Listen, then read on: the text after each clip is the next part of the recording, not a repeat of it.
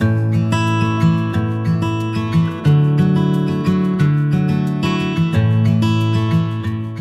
evening, and I hope I'm discernible when speaking through a mask. I'm going to have to do something which we've all forgotten to do, which is request anyone who's got their phones to put it on silent. With being on, doing all this online, we've forgotten to do that. Anybody needs a mask? We have some masks here. Welcome to the 9th Sharada Prasad Memorial Lecture, which we're holding on what would have been his 98th birthday. And this was after a pandemic-induced 2-year hiatus. Thank you all for coming here. And this year is also very special for us because it's my mother's centenary, which she would have turned 100 a couple of months ago. Many of you knew Sharada Prasad, or as we called him, Shauri, in his lifetime. Others may have only known of him as the information advisor to 3 prime ministers, mainly Indira Gandhi. I'd like to say here that if you need more information about him, please contact me. Do not look up Wikipedia. The article there is, as Jeff Boycott would say, rubbish. My father had, apart from that avatar, he had many other facets to him. He was a student leader who went to jail in the Quit India movement. He was an editor and journalist, a writer, a translator, particularly of the works of Shivram Karant and R.K. Narayan. He was a teacher briefly, and someone deeply interested in music, culture, design, and nature, and also someone who was involved in the cultural institutions of the nation, such as NID and ICCR. The memorial lecture is intended to celebrate these diverse engagements, and I can think of no better person who embodies all these engagements than Shri Gopal Gandhi, today's speaker. Gopalji, thank you for agreeing to deliver this lecture. I want to say that while email is generally a tedious medium, corresponding with Gopalji is to savor culture and scholarship at its very finest. I've had this pleasure when I served as a typist to my father about his encounter with Harilal Gandhi on 30th January 1948, or a few years ago about an intriguing photograph I found on the web of Gandhiji and H.O. Ali on their voyage to England. It's just like an opening of a huge cultural dimension, and so beautifully crafted emails I have never seen. Gopalji should need no introduction to anywhere here. There's a bio sketch which he sent me, which is characteristically understated, that he teaches at Ashoka University, writes occasionally for newspapers, has held administrative, diplomatic, and constitutional positions, and has attempted 2 translations, Vikram Seth's A Suitable Boy into Hindi and G.U. Pope's rendering of the classic Tirukkural into contemporary English. That's Gopalji, as understated and modest a person. The theme of Gopalji's lecture today concerns the preeminent Indian personality of the 20th century and the principal influence on both my parents, namely Gandhiji. Some years back, I wrote this somewhere. Sharada Prasad was a Gandhian first and then a Nehruvian, both temporally and temperamentally. The main figure in his formative years from whom he imbibed his values was his maternal grandfather, Vajpayam Venkatsubaya of the Servants of India Society in Madras, and an associate of Gopalkrishna Gokhale.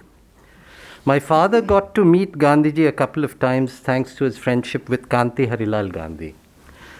My mother, who I said just would have been 100, was also deeply influenced by Gandhi. She courted arrest in 1942 during the Quit India movement. Some of her uncles were Gandhians. And in 1948, at age 26, she was the official court interpreter for Shankar Kishtaya in the Mahatma Gandhi murder trial at the Red Fort. So both my parents were Gandhian in their lives. Gopalji's talk today deals with a very significant period of Gandhiji's life. His first prison sentence in India from 1922 to 1924, coincidentally the years of birth of both my parents. He was on trial for sedition, and this was a remarkable trial, or non-trial actually, that took place 100 years ago, a few weeks, March 1922. And this period of 1922 to 24 of being in the Yeravada prison coincides with the tail end of the non-cooperation movement and precedes the rise of some of the revolutionary movements. I'm sure Gopalji will tell us more about it. Please welcome Shri Gopal Gandhi.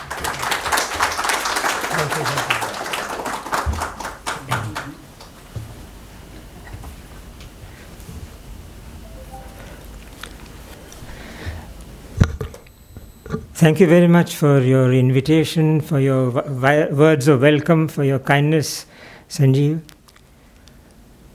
Ladies and gentlemen, H.Y. Sharada Prasad was singular in every way. Singular in the way he saw the theatre of ambition and intrigue play out in front of him without getting pulled into it. Singular in the way he inspired trust, received and kept a torrent of confidences from the honest and the dishonest. He must have had in his brain something like a shredding machine, which trashed the rubbish that got into it, as also a gadget that could store and retrieve whatever was valuable. Given his affiliation to journalism and to intellectual freedom, I believe that if this jail-going freedom fighter had not been an integral part of Mrs. Indira Gandhi's office, he would in 1975 have raised his voice of protest against press censorship and other curtailments of civil rights. But destiny's ways are impossible to explain. I offer my tribute to that egoless, guileless, and in the performance of his duties, tireless human being. I do so too to the memory of his wife, the multilingual and multifaceted Kamalamma.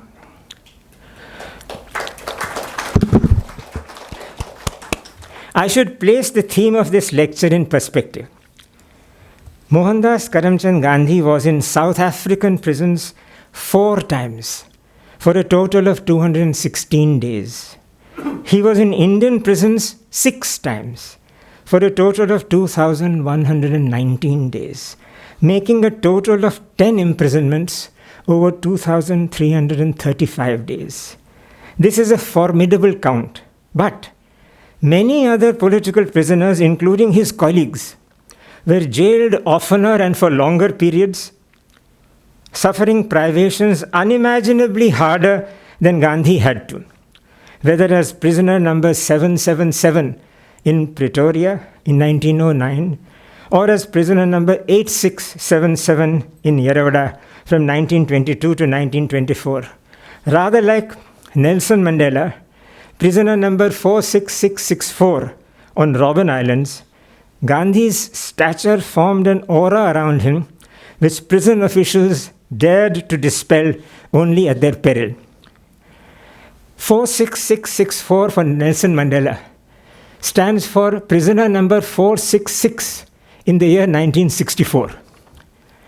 At this time, 100 years ago, that is in the spring and early summer of 1922, Gandhi had 2 great goals: freedom through non-violent struggle and Hindu-Muslim unity, and 2 means which crisscrossed: non-cooperation and civil disobedience.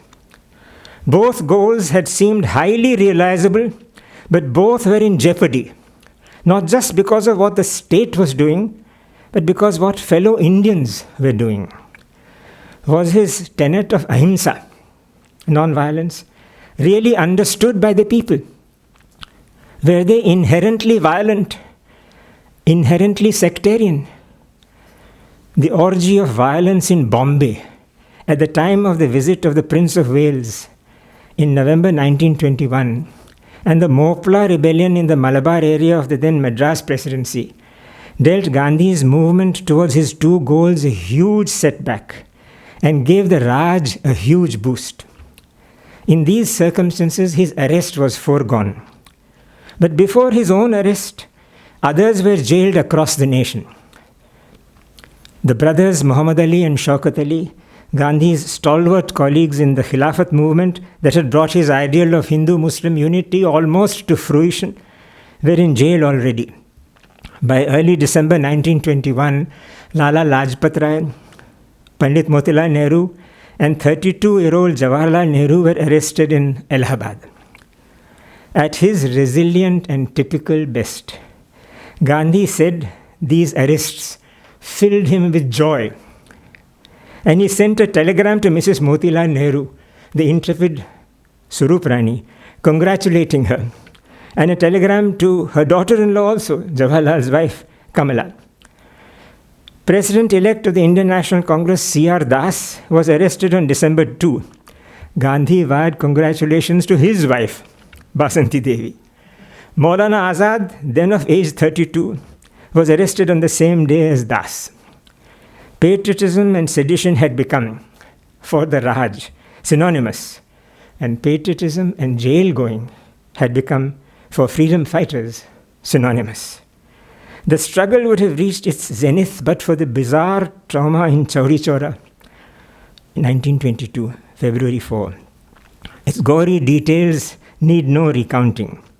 But even as an agonized Gandhi froze the movement, the Raj dug its claws in, blaming Gandhi for having let loose an uncontrollable frenzy in the country. Abul Kalam Azad got his sentence towards the end of February, 1 year's rigorous imprisonment. His wife, Zulekha, sent to Gandhi an amazing telegraphic message, telegram letter. My husband, says Zulekha, has been sentenced to only 1 year's imprisonment. This is astoundingly less than what I was waiting for. I offer my humble service to fill the gap caused by his absence. In an article in Young India on November 23, 1922, Gandhi congratulated Zulekha. Rumor is said to fill vacuums which are left by reliable records. So does imagination fill vacuums in the absence of historical recounting. And therefore, let me imagine a scene. Kasturba says at this point to Gandhi in terse Gujarati, you don't seem to forget your friends' wives when they are in difficulty. But maybe sometimes when marching off to jail, you can spare a thought for your wife also. Imagination ends. In the same issue of Young India, February 23, as carried his piece on Zulekha, Gandhi wrote his famous article, Shaking the Mains, in which he said, the fight that was commenced in 1920 is a fight to the finish. Whether it lasts 1 month or 1 year or many months or many years, and whether the representatives of Britain reenact all the indescribable orgies of the mutiny days with redoubled force, or whether they do not. The arrest, his first in India, followed by a jailing, came at 10 p.m. on March 10, 1922. His Young India articles were cited as the cause, its printer and publisher Shankarlal Banker being arrested as well. As he was being taken away to the prison, in the prison van, an associate of Gandhi's in Sabarmati Ashram that night, Indulal Yagnik said, jail will be a good nursing home for you. Kasturba, we may be sure, was not amused at all. But Gandhi laughingly said to Indulal Yagnik, of course, that is so. Meaning, it will be a nursing home, which was prescient. There is something called being prescient, something called being positive. It was going to be said of Gandhi years later, I think apocryphally, but not wrong in its atma, that on one of the days when he was embarking on an indefinite fast, Gandhi sent for a pair of new dentures. He carried with him to his prison trial 7 books.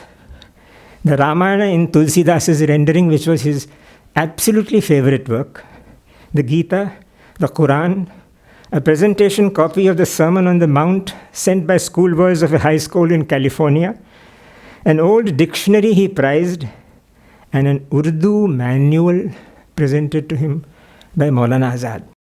He was looking forward to using his new nursing home for catching up on reading not just the books he was taking with him, but as many as he could access in the prison. And he had some writing also in his mind. Present at the trial on March 18, 1922, in Ahmedabad were Kasturba, Madan Mohan Malviya, Sarojini Naidu, Jawaharlal Nehru, freshly released from his own prison term, Vallabhbhai Patel with his daughter Maniben, the Andhra leader T. Prakasam, the Tilakite N.C. Kelkar, and Tagore's niece, the poet Sarla Devi Chodhrani. Gandhi famously pleaded guilty. All of us know his statement. I am not going to read it out, except for 2 lines. It is impossible for me to dissociate myself from the diabolical crimes of Chauri Chora or the mad outrages in Bombay and Madras. I wanted to avoid violence. I want to avoid violence. Non-violence is the first article of my faith. It is also the last article of my creed, but I had to make a choice. I do not ask for mercy. And he did not get mercy. A still silence descended on the hall as the sentence of 6 years under Section 124A of IPC was pronounced. Banker, getting 1 year. Permitted to respond after the sentence was read out, Gandhi said the sentence was as light as any judge would inflict on him. There is no writing, there is no record, typically of records, to say what Kasturba's reaction was, what she said, what she felt. God knows. God knows. Gandhi's and bankers' spare belongings included their charkhas.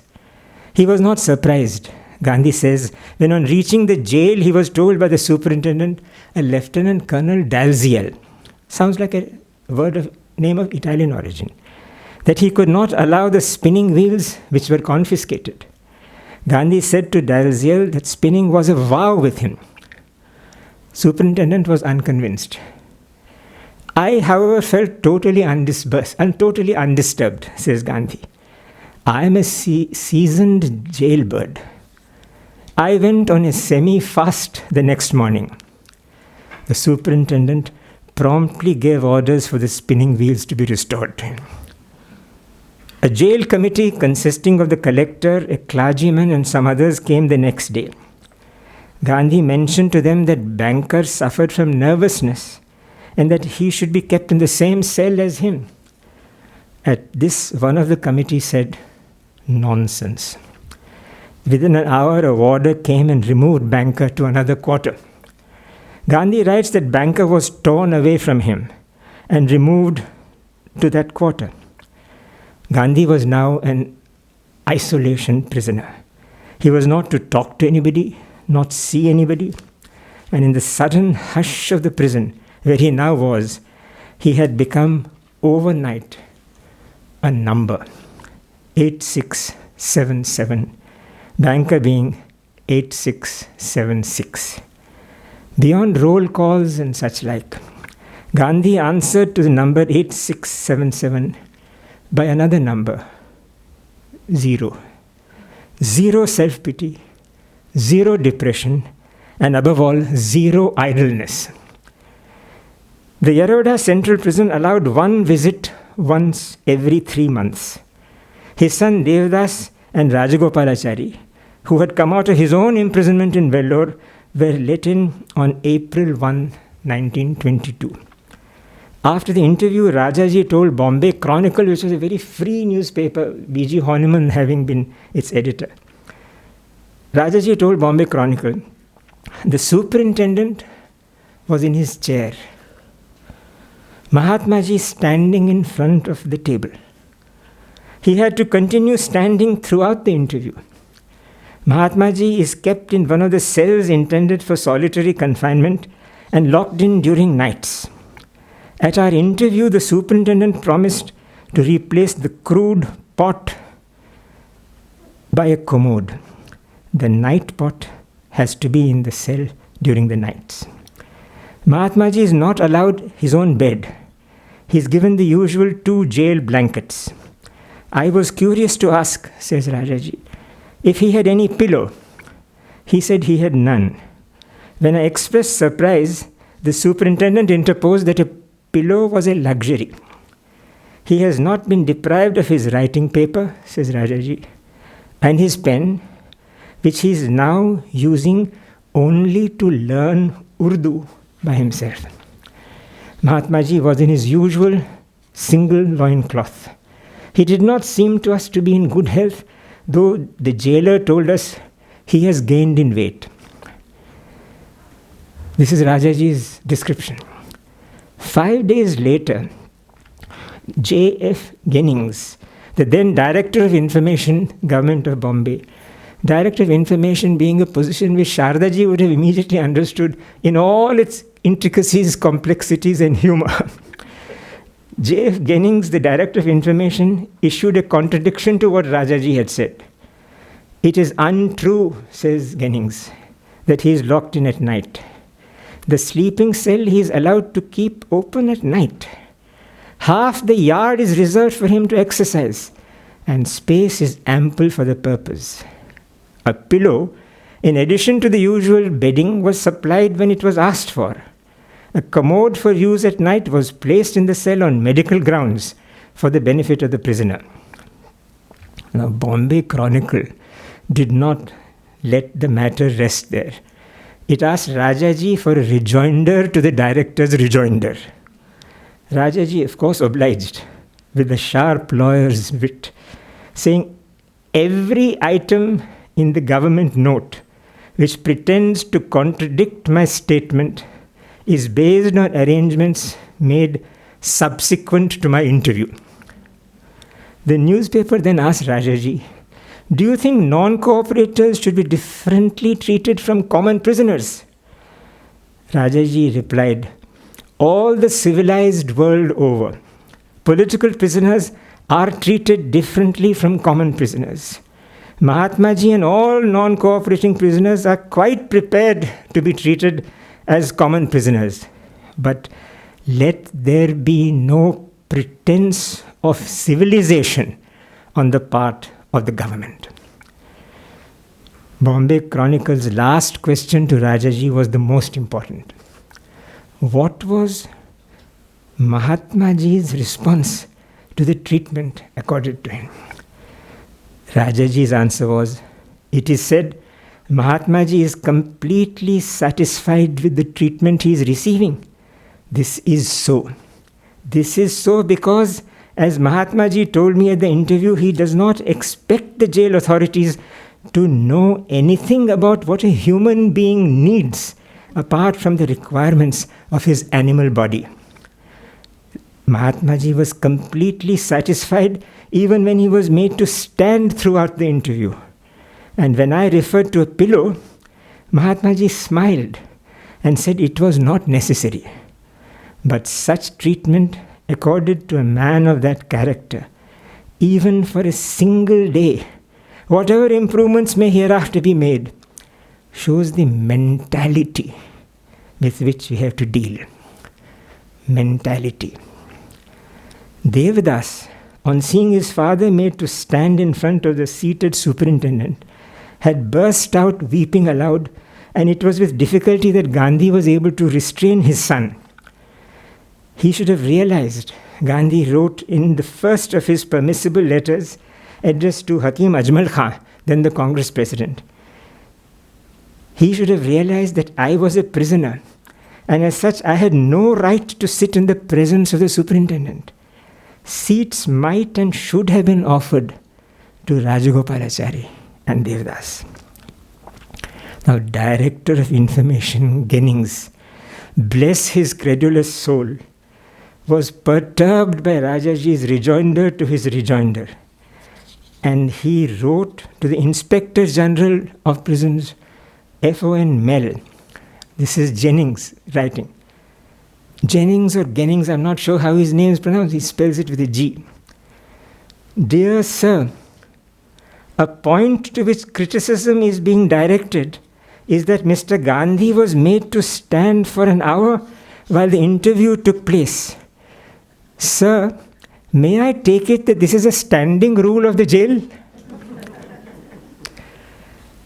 The Inspector General, bless his bureaucratic acculturation, referred the query to the Yeravada prison superintendent, Colonel Dalziel, had never met a prisoner of this kind. Replying to the IG, Colonel Dalziel said, yes, the Director of Information is correct in suggesting that a prisoner stands in the presence of the superintendent. Even the European jailer, however senior he may be, stands in the presence of the superintendent. Hitherto, which has not been considered infra dig for a prisoner to stand. The key word here is hitherto. Things before Gandhi were hitherto. Things after Gandhi were thereafter. Truth is notoriously ahead of imagination. Dalziel then created for the IG's edification the whole episode, saying that when number 8677 and his visitors were to come into his room, he was engaged, Dalziel was engaged in counting the ammunition stocks of the prison, a monthly exercise done on the first of every month. Tolstoy, Dostoevsky, Orwell, Premchand, Kalki Krishnamurti could not have imagined a more telltale setting. I do not know what Superintendent Dalziel thought of General Dyer, but it is not unlikely that as he was seated there, counting cartridges, 1 clang, 2 clang, reaching perhaps 100, if not more, he might have thought of the 1,650 which are said to have been fired on innocents, men, women, many of them old, and children, including a 6-week-old baby, in Jallianwala Bagh on April 13, 1919.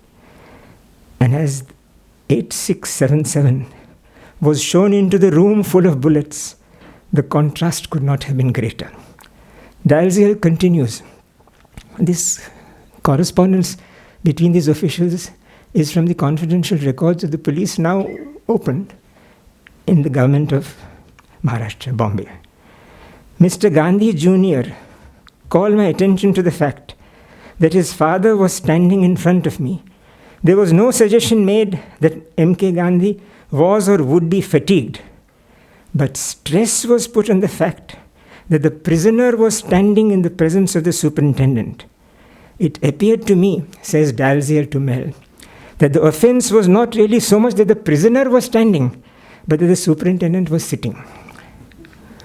Now, maltreatment is not about absolute principles. It is about real and perceived dealing, what Rajaji simply called simple mentality. It is the mentality of the jail, the mentality of the jailer, the mentality of those who control the jailer. The letter to Hakim Ajmal Khan was referred by Dalziel to headquarters. Can it be sent? Can it not be sent? Should it be sent? Should it be held back? And it was decided not to allow it to be sent. Now Gandhi pens a letter. It has to be conceded on behalf of historiography that the generous giving of paper and pen and ink, reams of it and pots of it to Gandhi was a combination of generosity, practicality, but may have also something to do with the fact that it kept a window open to his thinking. For every syllable that he spoke and read and wrote would then go through the chortles of government. Gandhi pens a letter about this withholding of his letter from prisoner 8677 to the government of Bombay, with reference to the government orders passed on prisoner's letter to Hakimji Ajmal Khan, a friend of the prisoners. Prisoner 8677 begs to say, the implication is, in prisoner's opinion, dangerous in the extreme. It being that an Indian prison is a secret department, prisoner contends that Indian prisons are an open public department subject to criticism by the public in the same manner as any other department. M.K. Gandhi, prisoner number 8677. Now, on or around this day 100 years ago, that is around April 15, 1922, Gandhi was reading side by side his Ramayana in Tulsidas' version, a favorite with him, and also the Holy Quran. Now, this was not an act in piety, though his natural devotionalism is not to be underestimated. It was a civilizational exercise meant to entrench his faith in India's destiny in pluralism, lately challenged by the abatement of the Khilafat movement in which he had set his heart, and the horrors in Malabar. That he was reading Tulsidas in Awadhi, and while reading the Quran, doubtless in an English translation, was also trying to get a grip over Arabic and Urdu, says more than anything else can of his sense of India's destiny. A cryptic and yet chilling entry in his daily diary for May 20, 1922 says, Haji. Who Haji is, nobody knows. I don't. Perhaps Mr. Anil Noria will be able to find out. Haji was taken to a dark cell yesterday. There's a diary entry for June 30, Saturday, that says, yesterday, finished reading a book on an episode in the life of the Prophet in Urdu and started reading the account of the companions of the Prophet. If writing and sending of letters and manuscripts were constricted for 8677, his reading also stumbled on a block. Towards the end of 1922, Colonel Dalziel was temporarily promoted as acting Inspector General of Prisons, and in his place came Major S. Winifred Jones.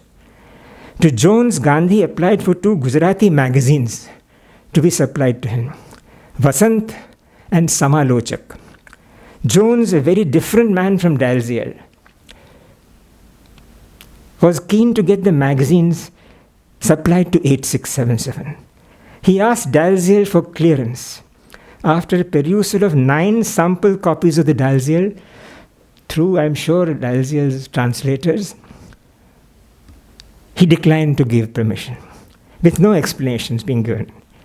Now, Gandhi remonstrated by saying, if this decision is not altered, it will deprive me of the opportunity of keeping myself in touch with current Gujarati literature.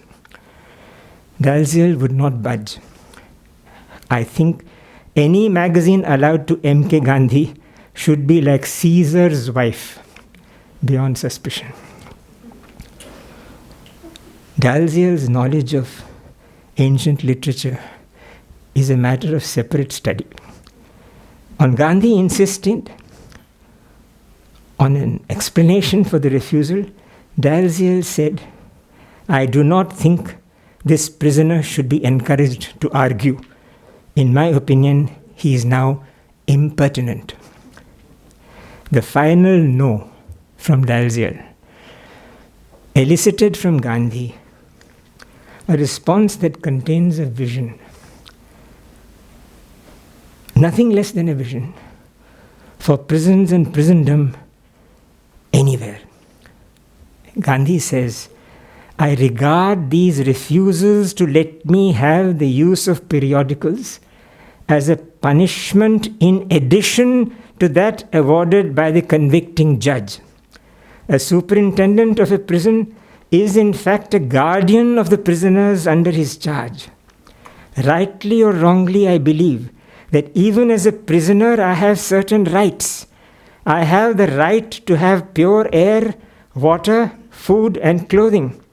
Similarly, I have the right to have such mental nourishment given to me as I am used to. And then in a typical Gandhi clincher, he says, I asked for no favors, and if the Inspector General thinks that any single thing of convenience has been given to me as a favor, let it be withdrawn. On the morning of February 1923, Gandhi heard some screaming and some men shouting the word flogging. A short while after, he saw 4 or 5 young men in gunny clothes being marched. One of them had a bare back. They were all walking very slowly and with bent backs. Gandhi observed they were in pain. He concluded they must have been flogged. They were all prisoners from Mulshi Peta near Pune, where they had protested through Satyagraha, not inspired by Gandhi, but by Senapati Bapat, against the building of a dam across the rivers Nira and Peta, which they believed would submerge lands and fields. The Satyagrahi prisoners had been assigned the task of grinding corn as part of rigorous imprisonment, but as political prisoners they had considered this unfit for them and refused to do it, for which they were flogged. Gandhi asked Major Jones for permission to see these men. He might be able to persuade them, he said, to reconsider their position. Satyagraha, he said, requires a prisoner to obey all reasonable jail regulations and certainly do the work given.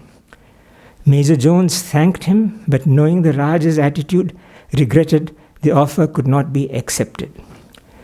On April 23, Gandhi records in his diary that he felt a very severe stomach pain. 2 days on, the pain subsided, and he writes, the major looked after me very well. I suffered very much. I was examined by Colonel Maddock, the Surgeon General. Over May 1923, he was under regular observation, and government was taking no chances. On June 6, he finished reading the story of Aurobindo's imprisonment, Karavasini Kahani, in Gujarati translation. The significance cannot be missed. Of this prisoner, undergoing a sentence for sedition, being able to read the account of the celebrated and life-changing imprisonment of another prisoner charged with defiance of the state. And around the same time, Gandhi began writing by dictation to fellow prisoner Indulal Yagnip, among other things, vivid descriptions of his own kahani in the different karavasas in South Africa, in the shape of the remarkable book, translated into English as The History of Satyagraha in South Africa. I had no books of reference in jail, he says. Although he wrote without books of reference at hand, he said, I must ask the reader not to imagine that any single item in this work is inaccurate or that there is the least exaggeration. His intention was not to write a detailed history, but to record his experience so that the book may be helpful in the ongoing Satyagraha struggles in India. Meanwhile, the fate of the Mulshi Peta prisoners continued to disturb his tranquility. On June 29, when he was still very much under the cloud of illness and perhaps pain as well, Gandhi wrote to Jones again requesting that he be accommodated with the Mulshi Peta prisoners so that he could induce them to look at their own imprisonment in the proper light and tell them not to shirk work. If this could not be done, he said he could be at least permitted to visit them as occasion may require. 10 days passed with no reply from the government. Dalziel by this time was back, his temporary promotion having concluded. Gandhi wrote to Dalziel on July 9, I feel about these fasting prisoners exactly as I would about a blood brother.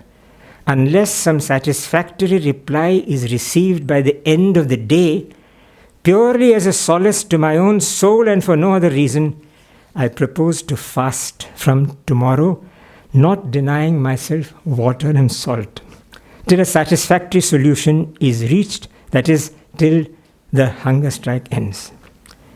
Now, a fast does something.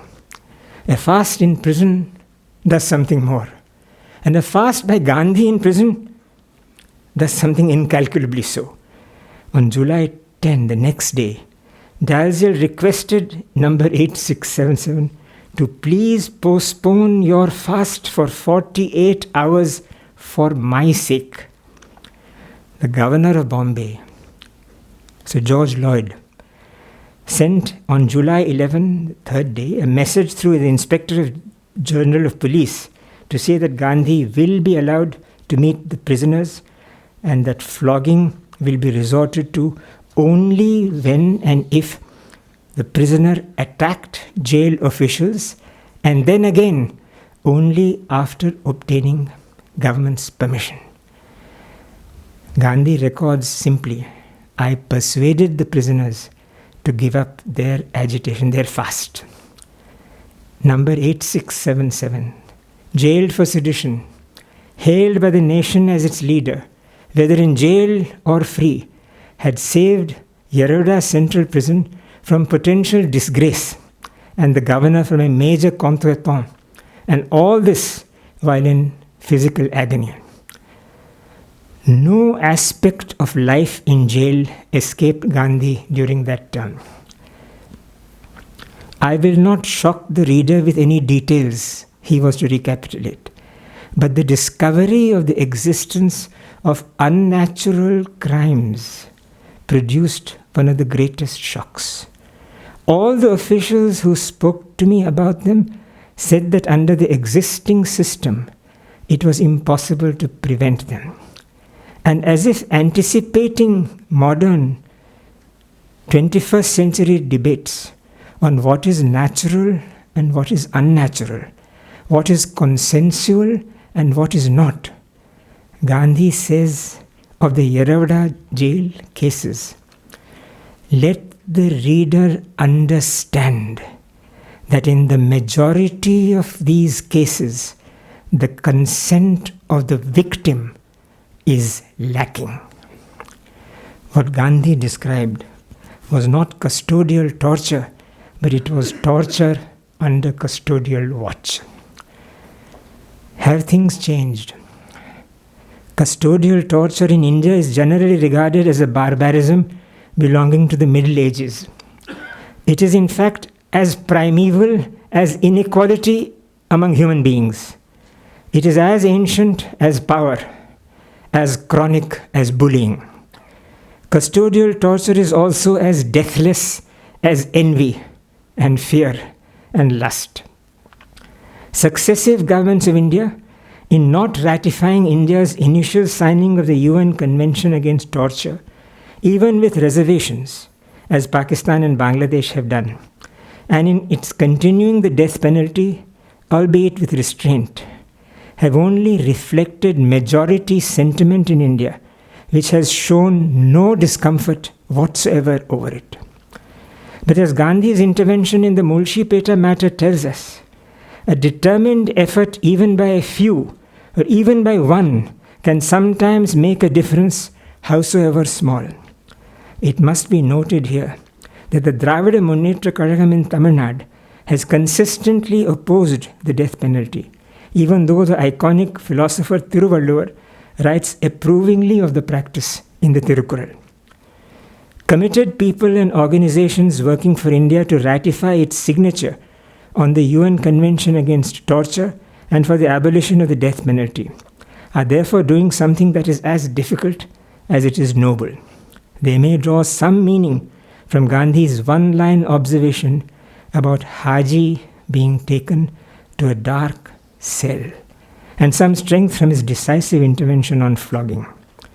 This Amrit Mahotsav of Azadi provides a felicitous moment for the government of India to enlarge against personal securities all political prisoners and under trial prisoners except, I would say, those charged with murder, rape, and terrorism. Now, to return to Gandhi for a moment. On January 8, 1924, he had a restless night with severe stomach pain.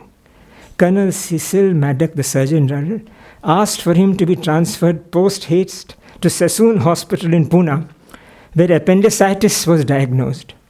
And on January 12 performed the surgery even as a thunderstorm was lashing Pune and of course the hospital as well. Not surprisingly, in the middle of the surgery, the storm knocked out the bijli. A flashlight was brought to substitute the supply of power, 3 nurses holding up the flashlight. Then even that conked out. The surgery was completed by Colonel Maddock finally in the light of a hurricane lamp. Gandhi was ordered to be released on February 5, 1924. He left Pune on March 10, 1924, exactly 2 years after he had been brought with Shankarlal Banker to that nursing home. Let us not imagine that prisons are for others. Like hospitals, they are for all, including everyone and anyone who falls foul of the law. And so it would be salutary to ask, what does jailbird Gandhi's imprisoning tell us? 5 things, basically. We must strive for prison reform to make jails and jailings compatible with human decency. In prison, real or metaphorical, we suffer, but we must know that others, like the Mulshi Peta prisoners, are probably suffering far more than us. Prisons are feared. Fear is a prison. We are all, if in the grip of fear or any fear, in prisons of our own making. We can be free and yet in the prison called fear. We can be in prison and fear-free.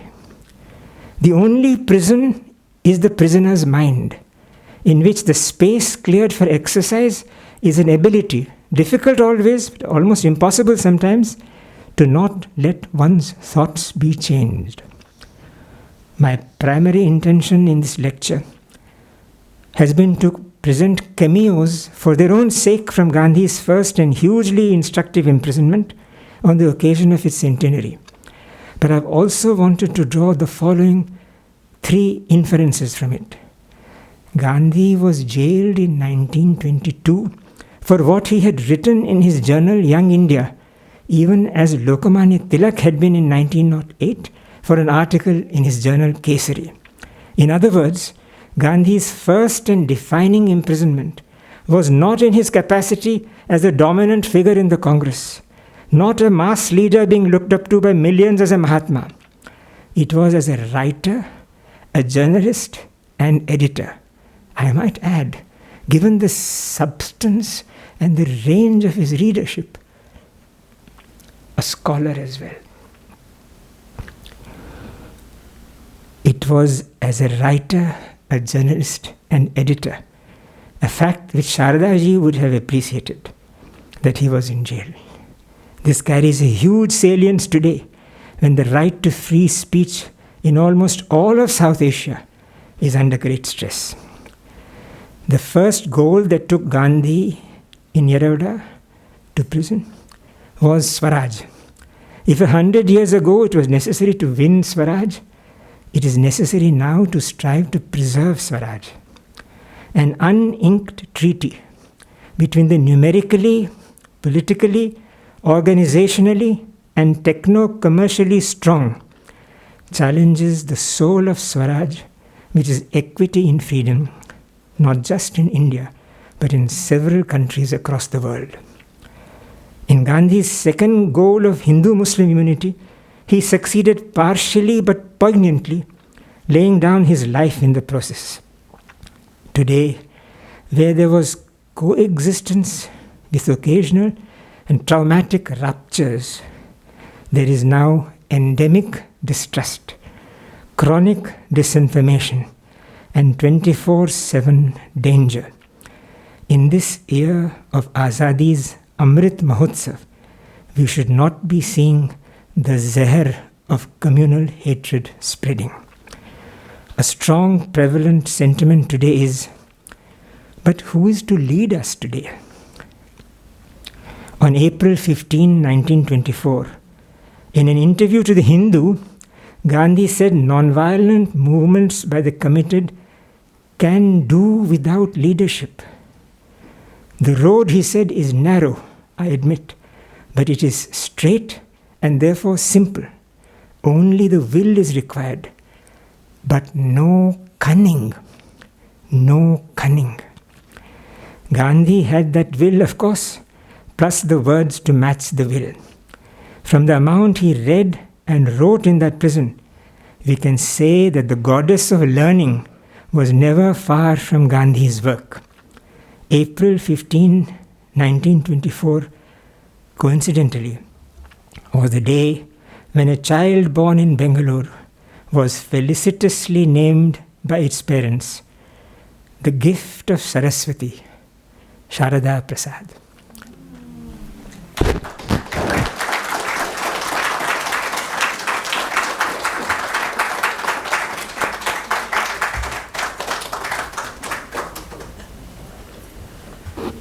Thank you, Gopalji.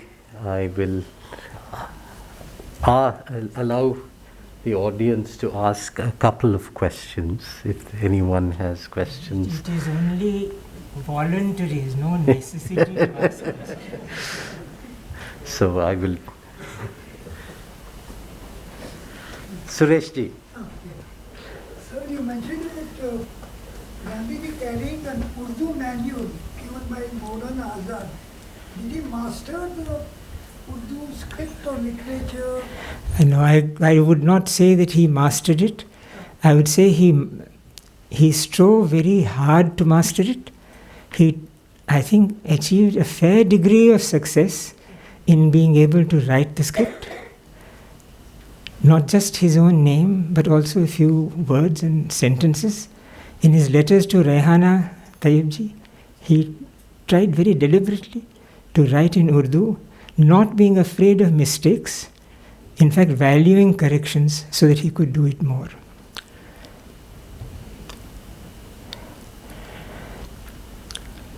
Gopal, you could sit too.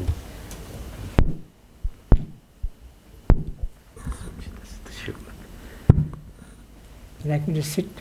I can sit also, but that does not mean that you have to churn questions in your mind. Not necessary. Not necessary. Sanjeev, I think. Please. Yeah.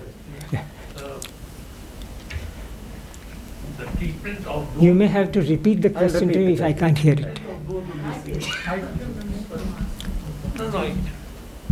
the treatment of those who disagreed with the government or fell afoul of it. I can't get you. In Gandhiji's times, the treatment of those who fell foul of the government is well known. Now, I do not know whether the severity of the treatment received today is higher or less than it was in those days. Not having been either a jailer or a prisoner, I am not able to answer that question from experience.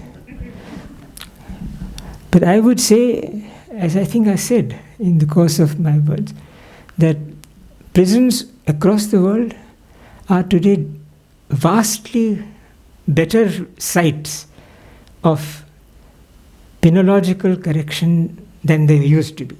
In India also, they are called correctional homes rather than prisons. And I know from having visited correctional homes in West Bengal that some extraordinary improvements have taken place in the running of jails. And the prisoners in one of them, in fact, Alipur, the famous jail where Aurobindo was, the inmates were encouraged to and became extremely good in theatre and produced plays by Tagore, including the post office, and were not only able to show them outside the prison, but in fact went outside the country on a regulated visit to show. Does this mean that custodial torture has ended? No. No, it has not. It has not.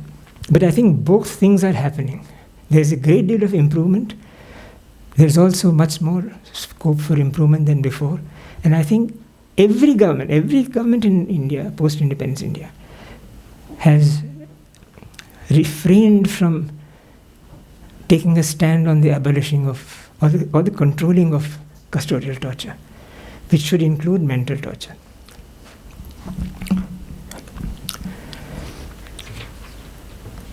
With that, I would like to thank all of you. And this was a wonderful lecture. And really great comments to